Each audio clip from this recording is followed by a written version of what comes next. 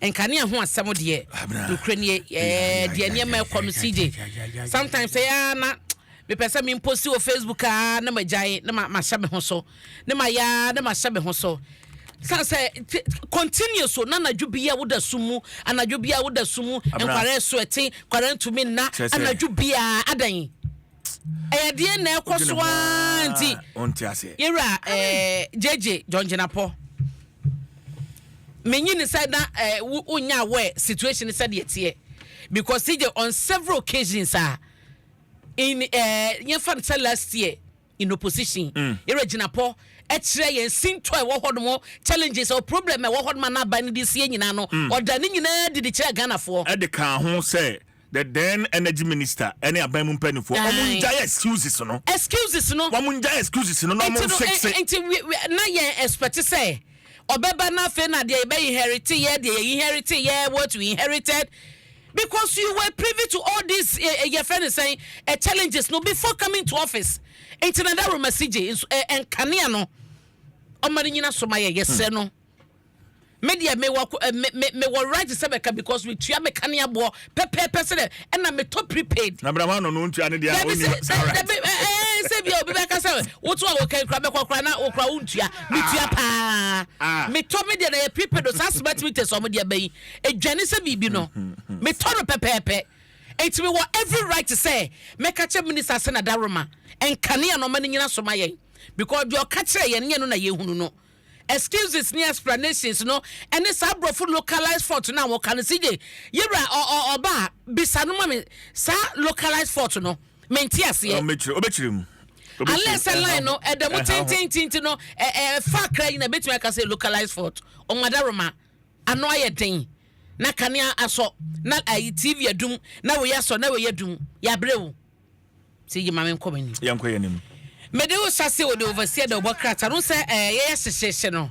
me bo so say emra sebetwafo en9 se no positions na aka deputy ministerial positions no 4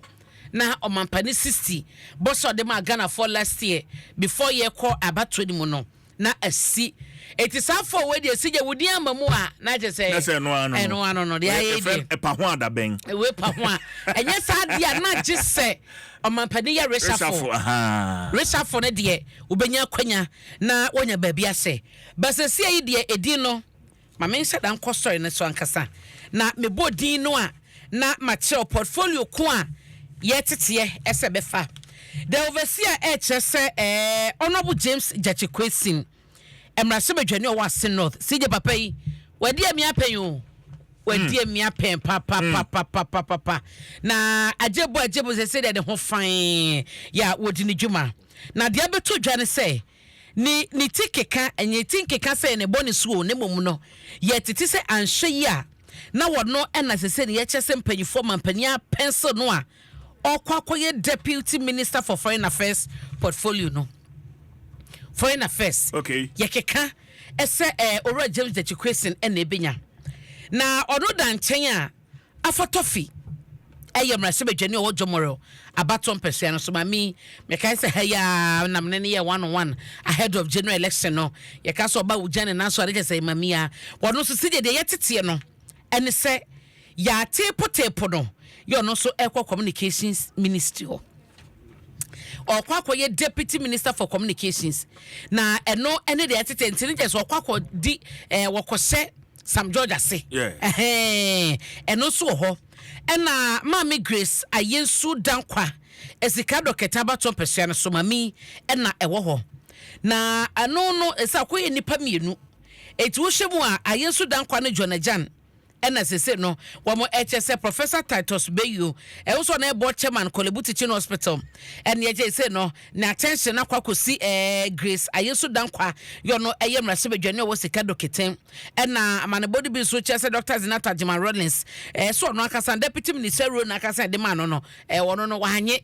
de tete no ene say de man no wanye de bokata no so chese report no sana na eno na akopiem say Amenfi Central mrase badwane Jona Jankujo eno no so anhwe ya deputy minister for transport sa slot no ebe ne dia so first time MPU ebe ne dia na yesi enche bia announcement me ba betodwa ama wo bia hunu se de overseer e ka no eyampa anase enyampa eduru hodom a amanebo no ye de bebrem na the overseer di mama me we efia se usanra omampani a launch code of conduct amna points anopai wadi mu nkomo enti wo ye obia ebeka so ye mampani appoint ya sa code of conduct we ya ba ne se wo so bomode a no mo che ehun krata no emayen se soft copy mpo a na ye nyina sije ye kenkan ye hu de wom enti se soafo bi ana se si obi ana na be de che bi di djuma bi na ye code of conduct me ye ko no se da bi the code of conduct no e ka no ene de nipa no eye no emfa hansi ha na ya twema mpani adwesi so ebeboa ye kwa adwuma no aye ye pa sije beboa ye nsem tra adwuma no aye no nti ye ka ne seyi mahunu se yewra Julius Debra chief of staff wa mpani eda ha yesremo mo make no available se bia book no na de ka bebo ebeba ama oman bebo ka omunya no soft copy sije no mo fabra ne kenkan bi the bucket yi e ka ho asem na mamenfa enko de hawk the bucket mu na mi yi asemba ko ha na akomia ena eka se Ken efri thank you to no sije wose asumdue aba to na wo mo eko no ayasumdue mu asase na wo mo digima no ensusua na ewo mani so no enei they are back to say ensusua no bibi ekoso omo kosia party for party executives party ma eni o manfo koda o masene ade aye totin wose ba bia na to na ni che ne de na eniema keka kode de no na enye omo susua wo kwan bia so the bokretai eka eno ho asem ewo ha na afei